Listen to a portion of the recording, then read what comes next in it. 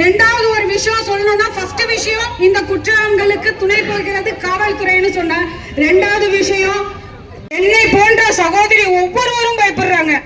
குழந்தைங்க ஸ்கூலுக்கு போறதுக்கு பயப்படுறாங்க, டீனேஜ் பிள்ளைங்க காலேஜ் போறதுக்கு பயப்படுறாங்க, அலுவலகம் போறதுக்கு பயப்படுறாங்க, காய்கறி கடைக்கு போறதுக்கு பயப்படுறாங்க, ஆட்டோல போறதுக்கு பயப்படுறாங்க.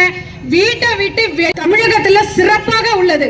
பெண்கள் வெளியில வந்தாங்கன்னா அவங்களுக்கு உண்டான பாதுகாப்பு மிகப்பெரிய கேள்விக்குறி. அவங்களுக்கு உண்டான பாதுகாப்பு கேள்விக்குறியோட உச்சத்துல இருக்கு. இதுக்கு காரணம் தமிழகம் எங்கும் இருக்கக்கூடிய போதை. இருப்பீங்க, காவல்துறையை சேர்ந்த நண்பர்கள் நிறைய பேர் இருப்பீங்க, உங்க எல்லாருக்குமே தெரியும். 50 கிராம் எதிரான சட்டம், இளைஞர்களுக்கு எதிரான சட்டம், ஒரு தீய சக்தியான சட்டம். இந்த பொதுவாகவே வந்து பாத்தீங்கன்னா திமுக நடக்கக்கூடிய ஒரு அவலை என்ன அப்படின்னா, பாராளுமன்றத்தில் இருக்கக்கூடிய சகோதரிகள் அவங்களும் வந்து திமுக இருக்காங்க. அவங்க இருக்கிற ஏரியாலேயே வந்து பாத்தீங்கன்னா பாலியல் குற்றங்களுக்கு ஆளாகி இருக்காங்க பெண்கள். குறிப்பா சொல்லணுமா, அக்கா தமிழச்சி தங்கபாண்டியனை வந்து நான் கேள்வி கேட்க விரும்புறேன்.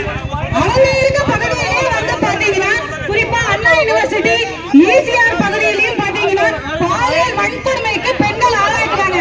அவங்களுக்கு நீங்க பாராளுமன்றத்தில் ஏதாவது ஒரு கண்டனம் தெரிவிச்சீங்களா? ஏதாவது ஒரு கண்டனத்தை நீங்க முன்கொண்டு வந்தீங்களா?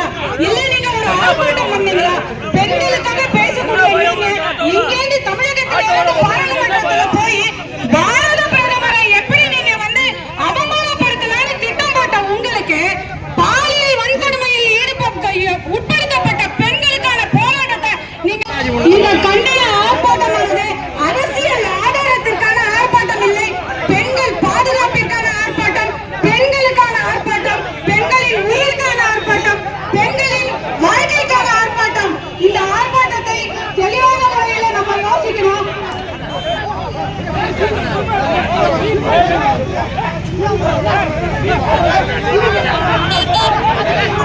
இந்த ஆர்ப்பாட்டத்தில் வந்து ஒரே ஒரு விஷயத்தை கண்டன அறிக்கையாக கேட்கணும். ஒரே ஒரு விஷயம் என்ன அப்படின்னா,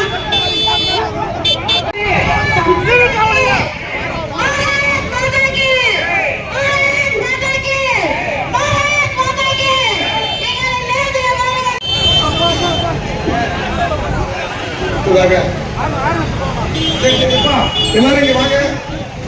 அது திமுக பாதுகாப்பு சொன்னாங்க, பஸ்ல போனாலும் எதுல போனாலும். அதனால ஏதோ தப்பா புரிஞ்சுக்கிட்டாங்க எல்லாரும். திமுக அரசை கண்டிக்கின்றோம்.